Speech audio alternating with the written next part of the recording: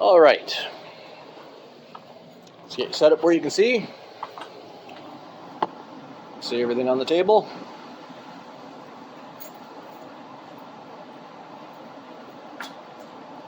We have some 5/8 binding, and we have some 3/4 inch binding. We're going to use the 5/8 for most of it, but it's not quite long enough to do the entire length of the bottom edge on either side. So for the back panel, the last panel on the end here, we're going to be using a 3/4. It's fine, it won't make any difference. What will make a difference is on the bottom corner here, right there, I cut it at a 90. What that's going to do is allow the binding to fold over so that it won't make a big lump on the end. So let's get you set up on the machine. Then we can start stitching these pieces on.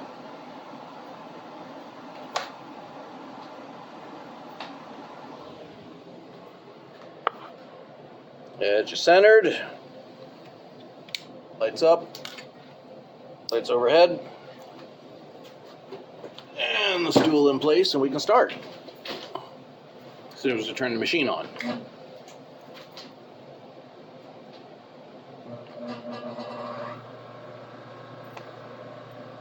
This stuff's wonderful to work with. As you can see, it's folded 4 times. So take that fold, fold it in on itself just a little bit, like just under 1/2 inch. But we do that around the edge that we're covering.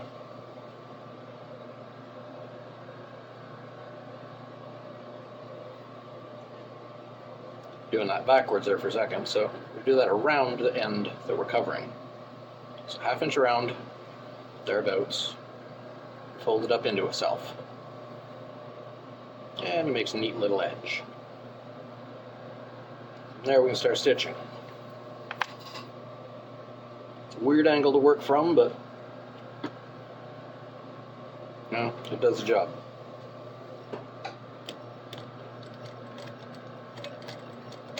Do a normal back stitch.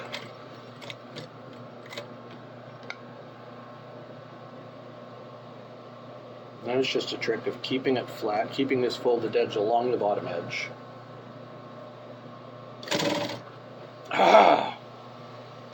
Actually making sure it moves under the machine. There. Again, keeping the bottom flat, keeping the fold on the bottom edge of the fabric. There we go. Now we're working.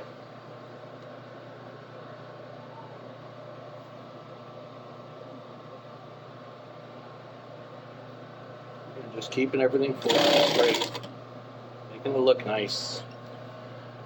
Main point of all this is to keep it pretty.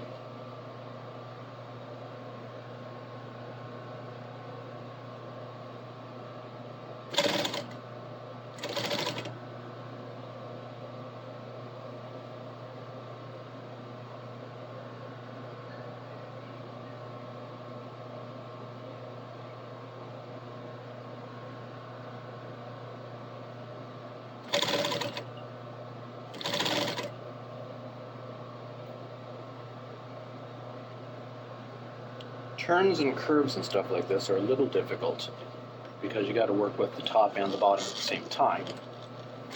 But that doesn't make it impossible.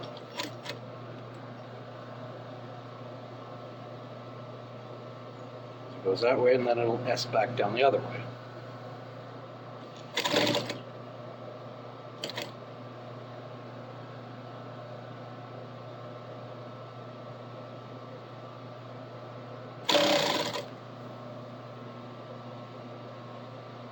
Hopefully, this will all work out properly. We won't know until we're finished and we check the back.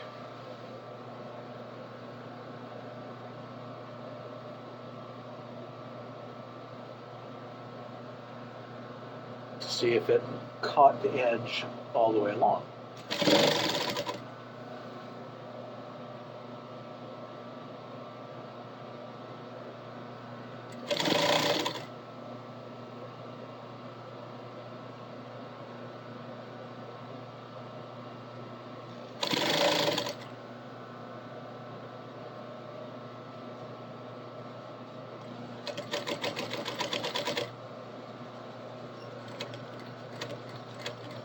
We're just going to backstitch it. We're just going to backstitch this at the end because it's going to be covered over by the 3/4. Get that end. As you can see, I let that thread slip through. It still worked. It don't look half bad. The big test though is we flip it over and make sure it caught all the way along on this edge. And it did. So all the way along, it actually looks decent on both sides.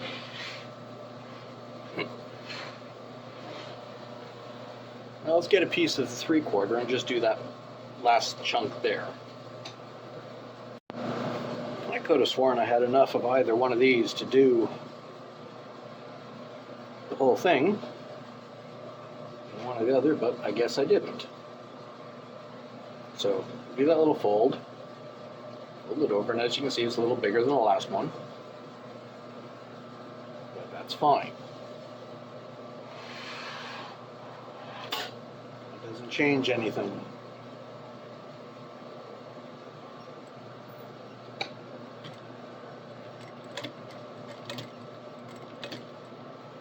Top stitch this, or sorry, back stitch this.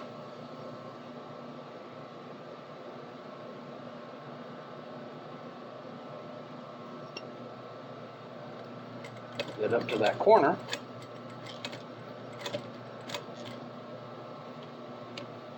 And then we turn it. Now it's just a short little stitch to get to the end.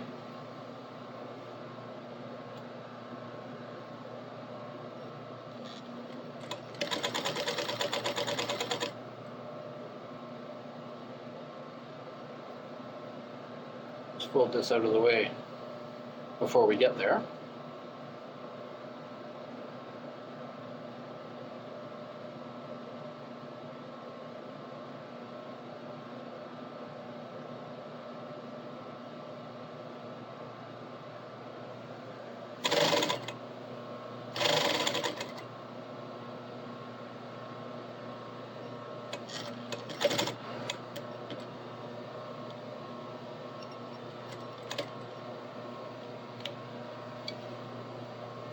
This way.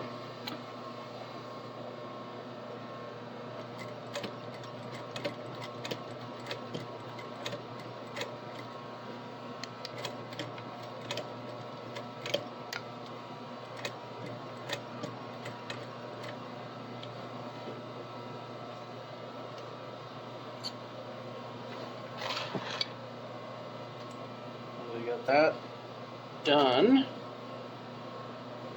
Do the other one, and I'll show you what they look like on the table. Alright, so we got the bottom edge. I did a double row along there on the 3/4 because it missed in a couple of places on the edge. I did the same on this side. I think it looks interesting just having an extra row of stitching here and there. But there we are. Bottom edge is now done. It is bound. Means the next step, we got to measure and punch in the eyelets. And we have a decision to make. Do I use brass eyelets, because I don't have any chrome in the right size, although that wouldn't match, or do I use black? I'm thinking of going towards black for this one. And you've seen me do eyelets before, so I don't have to show you that. I'll just show you when it's finished. Okay, I'll bring you back when that's done.